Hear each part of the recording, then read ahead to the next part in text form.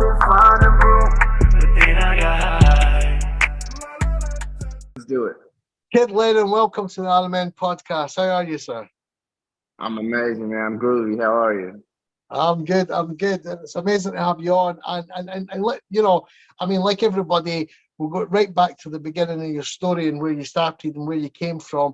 I mean, you know, we've seen you just come out with different things, different records.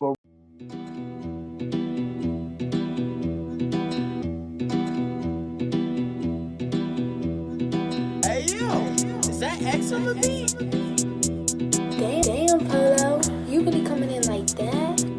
Woo! It's the wild out here, been the ways of the west for a while out here. Ain't no place you can raise you a child out here. Good ones die young and suicide out here. Shit still wild out here, been a while since a brother lost his mind in here. Gay people tell the people that the line starts here. In dimension with intention, we divine in here. It's a crime out here, military rhythm where we keep the nine out here. Bookings says fitting all kids dying out here. Politicians, politics still lying out here. Shit we find out here, check the record, I ain't never dropped a dime out here. Ay, look into the mirror, I don't recognize it. I see my reflection, I don't like what I see. Look, 20/20 vision, got my lenses wiped clean. Ice low, young high, feel as low as my feet. Look, when I'm wide awake, tidal waves make me sing. Yeah. Look, I think this the best weed I ever smoked. Matter of fact, it's the realest shit I ever wrote. I might have to write a symphony like Beethoven. Paint a picture with my words just like Picasso. See lost souls like potholes on dark roads that never get shown. I let them know that they never alone. Better known as kid, the kid didn't I get the Benjamins. I know that one day I'ma die, so I'm spinning. But let's get to the very start. You started off in Oklahoma, is that right? Yes, sir. Good old Oklahoma. Middle of the map. So tell me what that was like. I mean, how hard was it to try and get on and get onto your, and how do you end up with rap in Oklahoma? Come on. Man, freestyling at parties and smoking a lot of weed and watching a lot of Lil Wayne documentaries. We all, everyone thought they could be a rapper, but eventually, there was an itch in me to be like, oh, I actually want to do this. So everyone, of course, looked at me crazy. It was kind of just a joke that we all had. But I was like, no, I'm really going to do this, It took a while for everyone to get used to it, but by the time I was like able to finish a full song and putting out mixtapes, they're like, oh, like this is music. You don't just freestyle at the parties. You're like making songs, So my buzz like quickly built after high school just because all my high school friends were stoked to be able to go to their homie's rap show. You know what I mean? Yeah. I mean, it's interesting because this is the second interview that we've done. The first interview that we did, unfortunately, there was some technical difficulties. So, but I mean, for people that don't know, you're a really creative guy. I mean, you're somebody that comes from the creative world. You're an artist as well as, and when I say an artist, you paint and you do different things that you're not just a rapper. So, I mean, the creativity in you, where does all that stem from, Kid Lennon? Yeah, I just like to make shit, man. I like to create. Where does it stem from? Being grounded a lot as a kid. I was grounded so much that I learned to draw because I had no video games or anything to do. So I just had my pencil and paper. I always say that jokingly. I definitely think that like my skill developed because I sat in my room a lot and did it. So I've always had this thing where I could, draw anything I look at, but that was like this little side thing I could do. And I was like the academic sports kid growing up. And it wasn't until like the end of the high school when you're trying to make your choice on what you want to do that I was like, oh, when I look at every career choice, I kind of feel like there's only one thing I still want to do. And it's the thing I like doing as a kid, And so it took a while to realize and go back to the kid in me and be like, oh yeah, you just like to make shit. If you can find a way to make a living making shit, I don't care if it's art, movies, music, whatever, Yeah. But that was hard in Oklahoma for sure. It took a while to become a full-time artist, I mean that realism that comes from kind of harder areas where maybe the background of the area, I don't know Oklahoma anywhere near as well as you, but I'm assuming it's a lot of farming going on in Oklahoma. There's a lot of, I know there's a lot of rodeos and things like that.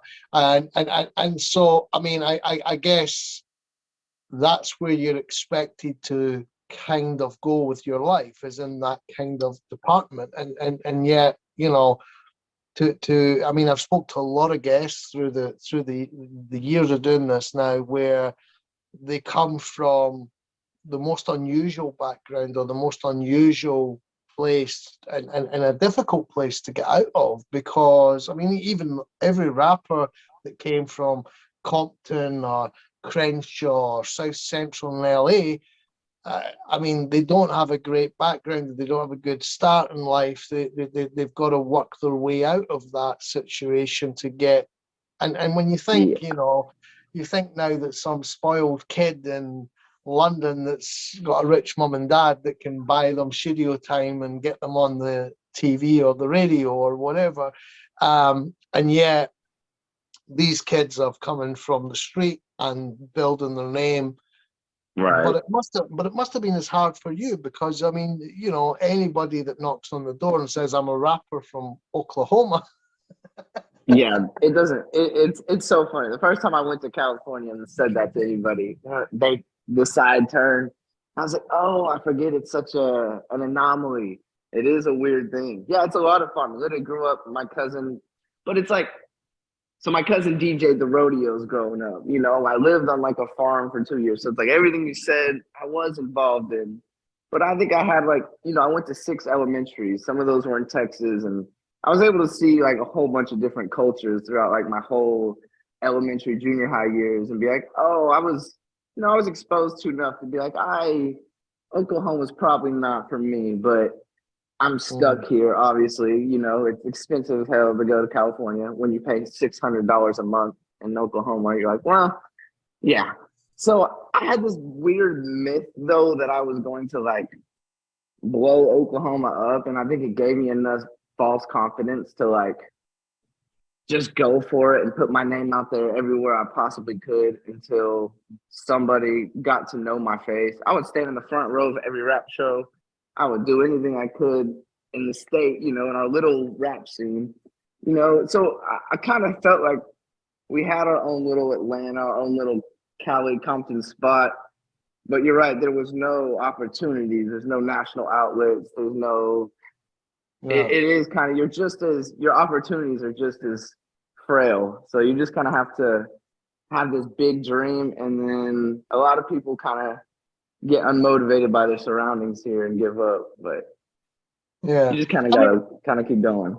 So tell me then. I mean, in that environment, you're rapping at school, you're coming up with different things, and you're obviously painting as well. And I mean, you get a big break. So what's the big break that happens? What's the first moment for you? Because that's a really interesting story.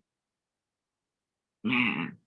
So graduate high school, and I started just working. I worked 3 jobs a day for like years. I would lay floors in the morning, wait tables at night, and then go to open mics and host them after work every night. And it was like this continuous schedule of doing that, but it was kind of for a purpose. I used the money for it to fund my studio at home, and I used the open mic time to be in the right place at the right time, because we had like our NBA players coming to this one hookah bar that just so happened to have open mics, and they would come like once every 6 months. But to me, I was like, this is how it happens in every other world. You just have to like be seen by somebody, and Oklahoma has about 3 people come. So I try to be in that spot. So literally after high school, I moved to the arts district in Oklahoma, right next to that spot, Hubbly Bubbly, the hookah bar, and like literally just showed my face so much, got enough buzz in the city where I had people coming to these shows. And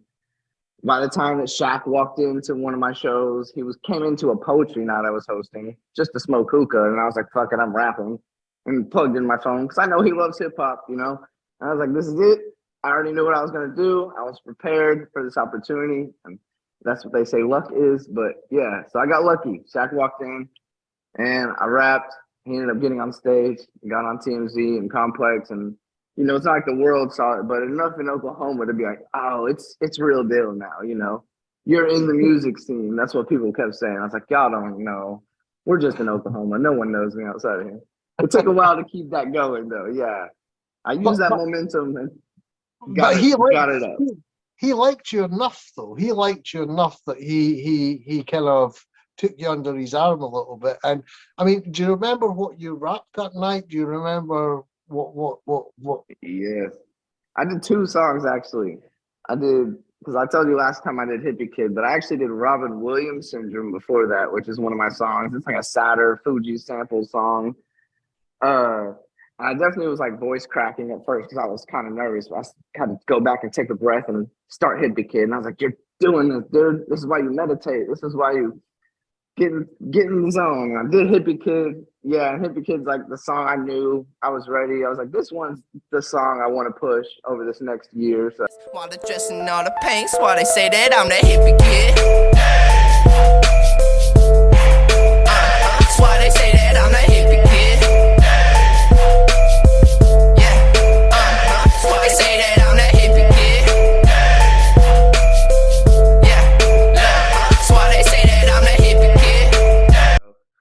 yeah, I did that song, and he did it. He stuck his head out and then came and got me and asked me to perform it again so he could film it. And I was like, if you get on stage, so his homie filmed him on stage with me. It was fun. He's super dope. Gave me a lot of tips. We ended up kicking it the next night too, so it was really fun, man. Amazing. And from that, then you end up with this kind of local reputation. Obviously, you're on TMZ, you're on the news sort of channels and things. And for those who don't know, you're talking about Shaquille O'Neal, the basketball player, Shaq. Yeah. And I know he's a household name in the States, but people over here know him, as the basketball guy. But I mean, from that point of view, that gets you sort of local recognition. Then I mean, that gets you kind of well known in the local area, and then you start rapping sort of opening up for different other major stars and as well. So Yeah. what happened there? That's when I kind of said maybe I should stop the open mics. I was like, I think I can I'm giving these local venues a lot more money than I probably should. I should probably start opening up and doing what I can to step up my career. So I had to say thank you to all the venues and really focus on what is my next step after this. So I hired a PR, which is some local old white dude who got me in all the newspapers and used the leverage of it. And I had everyone tweeting at our local radio station every day until my song was on the top 40 here. And then it was just finding anybody that was coming to town and literally letting them know that this happened. I could, I have this buzz going, give me 15, 20 minutes before the show or before whoever's coming to town. Just let me do my thing. I promise it'll be worth it. Here are my numbers. Here's what's going on. Yeah, and it really was just sitting down at that computer every day and being like, what can I do to, because it's not like I got a big call after Shaq. It's not like Shaq flew me out to Miami. It was just, I woke up the next day and it was over. And I was like, oh, shoot, where do I go from here? It's up to me. I mean, to be fair, though, I mean, even that in itself, writing to a rapper and saying, look, I'm happening in this place. And if you put me on, I mean, in the UK, I think even in most parts in Europe, if a big name comes in, the record labels actually have to pay the artist to have somebody support them. And, so for example, if a record label's got a young group that's kind of a bit like Ed Sheeran or something, and Ed Sheeran playing the big, because he's selling out anyway. He's going to sell out the venue. I mean, for you to get that kind of response off these acts was pretty cool. I mean, that's an amazing feat in itself. I wouldn't say it was such a nice hit up. I don't think they sweetly just saw my emails. More of me them seeing 300 people just in their comments and DMs and being like, man, it would be worth giving him 15 minutes because it's Oklahoma. It's not going to have this huge established music scene. Everyone's putting together money and bringing out artists and buying out a venue. You know what I mean? So it's always just some dude in the city. And I would just call him, take him to lunch and be like, hey, this is what's going on. I know you need to sell tickets. No one knows how to really promote here because it's not like we've done it before. They're amazing now. Everyone's kind of got their hand on it now, but 6 years ago when this started, yeah, it was like, yeah, just you take the dude to lunch and you realize he's like pretty much your age and putting his money together with his friend. He's like, hell yeah, dude, you can open up. And they had full control. The artist really, only like 3 or 4 times did the artist like reach out to me and stuff. And that was one of the Afroman things and his tour. I mean that is amazing, though. I mean, because I mean you ended up doing a record with Afroman, and that in itself was, I mean, because we're not talking about just any record with Afroman, we're talking about you did a remake of Because I Get High, and now you've got to talk through that whole thing, because that is insane. I mean, for first of all, an artist from Oklahoma who has just built up a little bit of a reputation in the thing, and to go to a record that's been viewed, I know it's in the hundreds of millions of times, and you've got Afroman coming over, and you managed to convince him. So you must have some pretty powerful persuasional skills going on there, man. But you managed to persuade him to do Because I Get High with you, and you leading the rap, and him sitting back and joining in the chorus, which is amazing. I mean, how did that? I mean, that just doesn't happen. That's like me going to Paul McCartney now and going, right, dude. You know, listen. I think I have too much confidence sometimes. Yeah, I think I'm like, I've got this idea. How about we do Hey Jude, right? And I'll sing it. It's partly it's definitely, and you can play the piano. You can play the piano exactly. in the background. First off, thank you, Afroman. Thank you, Afroman. Yeah, he saw the vision, man. He got exactly what I had in mind. It was literally like, I just so happened to like do a Zoom call with like 40 people for High Times and the High Times magazine here. I did a Zoom call, and Afroman was on there, one of like the 40 people of our little squares. Yeah. And I was like, hey man, I make music. He was like, for sure, cool, man. Whatever. I was like, let's do a song. He didn't really care. But then I DM'd him enough to where, I'm pretty persistent, but not in any pushy way. Just, hey man, I've got this like fully fledged idea. I can fly you out. I was ready to put my own money up for rent that month, just to whatever I could do. Just, I was like, I will fly you. I'll get you a Sprinter, catered, whatever. I just want to, I have this concept. And he didn't even know the concept till he came to town. He didn't ask me to send him the song. He was just like, cool.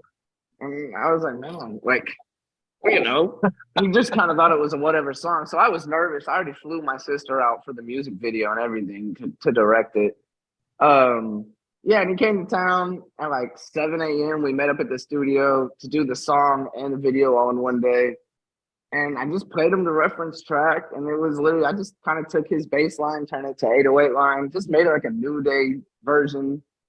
And I took his like style of his funny raps, and I put it to a modern day flow, but then kind of kept his verse, his flow. When I had little ideas for his verse, and he helped me tailor it up to what he wanted to actually say, But I told him, this is how I picture your verse, and kind of making the joke of the song that the verse that I know I'm ridiculous. I don't know what I was doing. Now that you're saying, your reaction is making me rethink everything. I'm glad I didn't talk to you first. It's done now. It's done now. It's done now. It doesn't matter. But I know. It is one of them. Oh shit. I don't know what I was doing. I just thought it, and I really knew. I was like, this could go really wrong. I kept telling my sister, big risk, big reward. Big risk, big reward. I was like, this is the only song I want to do, though. I don't have another idea. This song like poured into me. The full idea like came out. I thought of the whole verse, the whole song in like an hour session.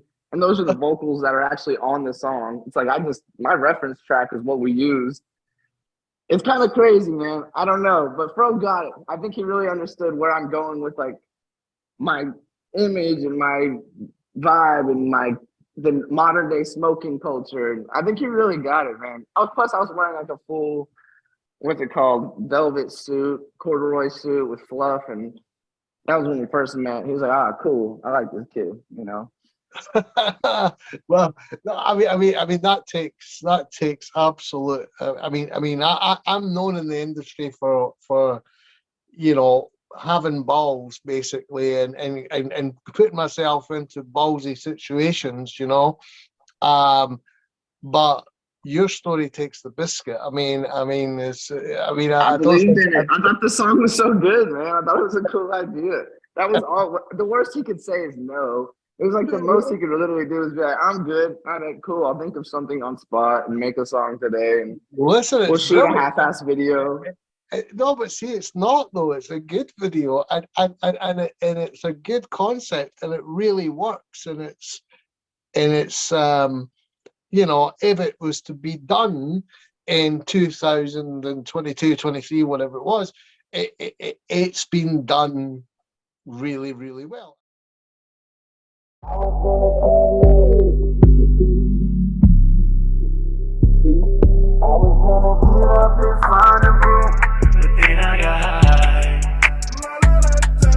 My room is still messed up, and I know why.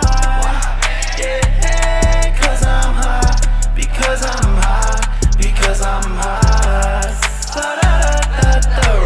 I was gonna clean my room, wait, nah, I just wanna roll another blunt, get high. Damn, I rolled one, lost my lighter, cause I got high, use my lighter to find it. In the dark room, my mind still vibing, please don't kill my vibe, be silent.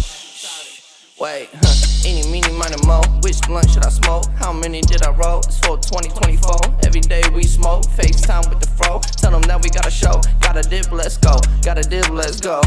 Wait, he said I was gonna clean my room, but then I got high. I was gonna get up and find a broom, but then I got high. My room is still messed up, and I know why. Yeah, cause I'm high, because I'm high, because I'm high. La da da da da da. I was gonna clean my room, but then I got high. I was gonna do this remix too in 2005. It may have took me 15 years now, and y'all know why. Yeah, because I'm high, because I'm high. Because I'm high. And you know, Thank you, and you know, it's the truth. But I mean, the story of how you got the balls to do. I'm in Oklahoma. You gotta go for it, man. Listen, I'd rather go in the rodeo than do that shit, man. No, man. I'm trying to be a rapper. I've already pushed my limit here. I've already challenged the status quo too much. You got to keep going. I mean, that's amazing, and so that comes out. It is a good video. Thank you. We'll play a little bit. We'll play a little bit on this. But you know, the concept of this kid Lennon. I mean, looking at you now, you've got the glasses, you've got the hair, you've got the hats. You've really thought this well through, and you're building and building and building. Now, you support artists such as Lil Wayne. Who else is? The GOAT. Man, I'm a weirdo, man. I like study the Beatles, Biggie, Wayne, the Fugees, you know, the Lumineers, it's like I love just well-made music. I don't really care the artist or genre, but Lil Wayne was my guy. He's kind of like why I started this. I saw how much fun he had with what he did. He looked excited every time he was in the studio. He's playing jokes on his friends, and then he got to skate and then smoke. And I was like, cool, that's obviously the life I want, you know? It was pretty simple. So Wayne was definitely that guy that got me into it. But the Beatles influence was like my whole childhood is just my mom's pouring the Beatles into my soul.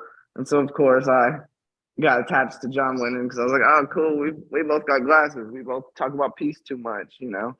It's hey, but I used to actually go by Chief Peace was like my first name. That's the one that like Shaq blew up was Chief Peace was like my name then. And I switched to Kid Lennon during like the High Times I did a TV show with Red Bull, and that's like when I announced my name. And yeah, it was really like Kid Lennon was kind of spawned after this Chief Peace thing as like an album idea.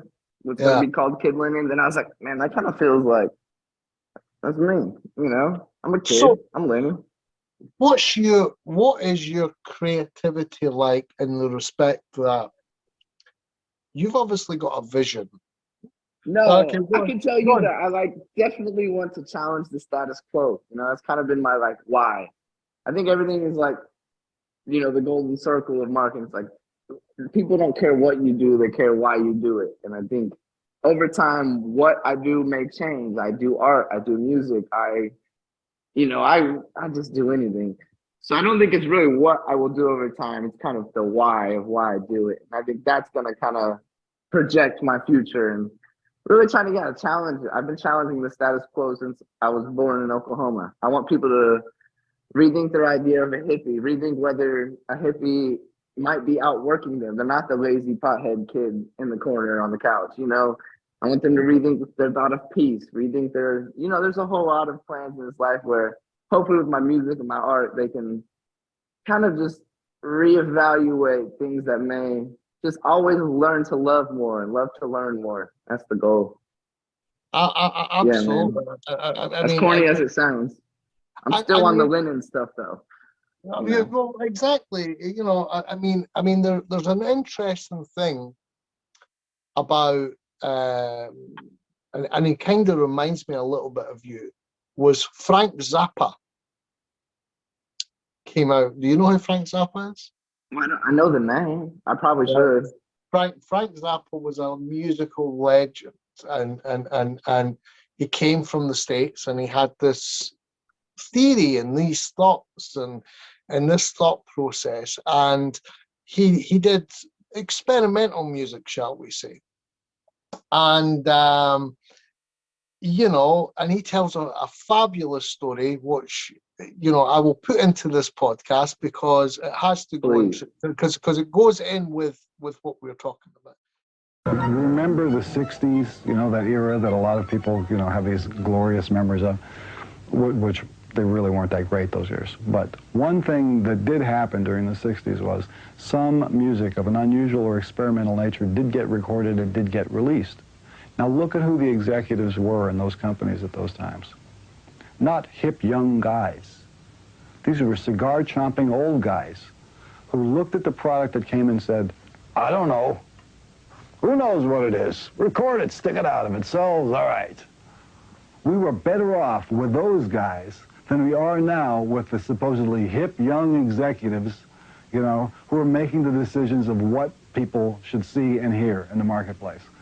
The young guys are more conservative and more dangerous to the art form than the old guys with the cigars ever were. And you know how these young guys got in there? The old guy with a cigar, one day goes, well, I took a chance. It went out, and we sold a few million units. All right, I don't know what it is. Well, we got to do more of it. I need some advice. Let's get a hippie in here.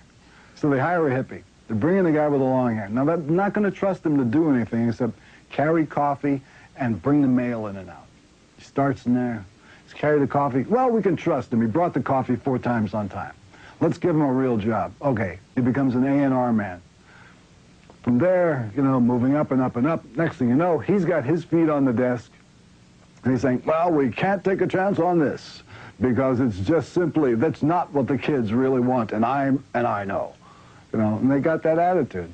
And the day you get rid of that attitude and get back to, who knows, take a chance, that entrepreneurial spirit where even if you don't like or understand what the record is that's coming in the door, the person who is in the executive chair may not be the final arbiter of taste of the entire population, And all these Because they work themselves up to be able to influence. Exactly. Yeah.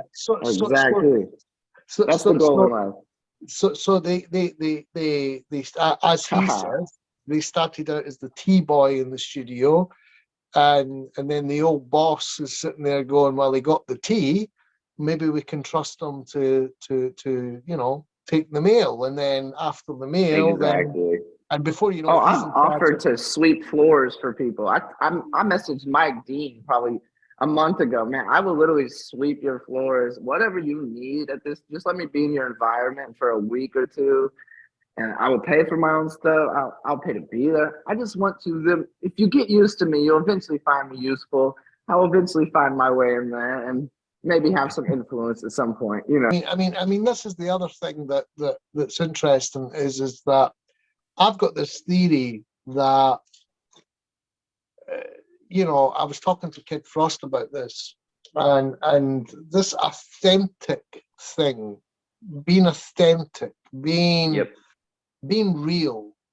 But if you look at the artists that are doing well now in the scene, Travis Scott, Stormzy from the UK, who's blown up all over the world, artists like this. But see, Stormzy has got this almost vulnerable side to him, and he lets you into that vulnerable side. He lets you.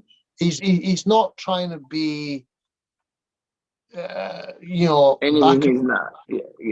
He's not trying to be in the back of a limousine with 15 big guys that are protecting him. He's opening up.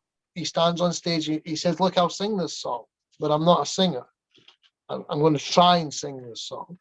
And the public like that. The public really like this humble, almost vulnerable approach. And if you look at Lewis Capaldi just now, he's blown up around the world. Oh my God, I love Lewis, man. Oh my God, vulnerability is a big thing, and people because life's hard, man. Life's weird. We can't act like this rapper shit is all the time. This is a hard, weird, fun, cool, scary life, But that's why I like you, though, is because when I first saw you, I'm seeing this video, and you're not trying to knock out someone in the street. You're not trying to be. Couldn't if I tried. No, but you're not trying to be something else. You're just. But I think that vulnerability is so important in as much as that, like I say, especially in today's world, because of the social media aspects, because of reality television, because of all, people need more than just the music. They want the storyline. Like the Eminem thing a little bit, he was a bit vulnerable. He rapped about being vulnerable. He rapped about other people's vulnerabilities, and I think that created a big vacuum for him because he wasn't trying to be something else. But I think as well he became so big that people couldn't relate to him anymore because all of a sudden he's talking about poverty and he's talking about this, he's talking about that, and everyone kind of knows the line is grayed out now. He's not as close to that anymore. 300 million in the bank now. You're not poor anymore. You know what I mean? And so I think there is that whole thing of you're trying to create that, and I think like I say, I think this humbleness is a big word really, because being humble and being vulnerable to the what you do in your art and your creativity, I really like that. I like the way that you've done your videos. All of the videos I've seen that you've done, even the ones that you've just shot locally and probably not had much of a budget to play with, but you've done them in a way that it's real. It doesn't you've not hired a Lamborghini and sat there with 5 models in the car. Although it's like you could fake who you are and fail at that. And I'd rather just, you could fail being who you are. It would suck a lot worse to like create this whole fake image and fail at that. And then be like, what if I was just myself the whole time? You could just as easily fail at being yourself. What are you going to risk failing being a whole other human? Yeah, it's not even how it works. I'm a sensitive kid, man. I gotta be vulnerable. I'm sensitive out here. I do art, man. I'm a little sad kid just trying to figure out life. I was literally the saddest kid you could ever find. It was like my whole goal of this peace thing was to find what it meant to me before I even spread it to the world, man.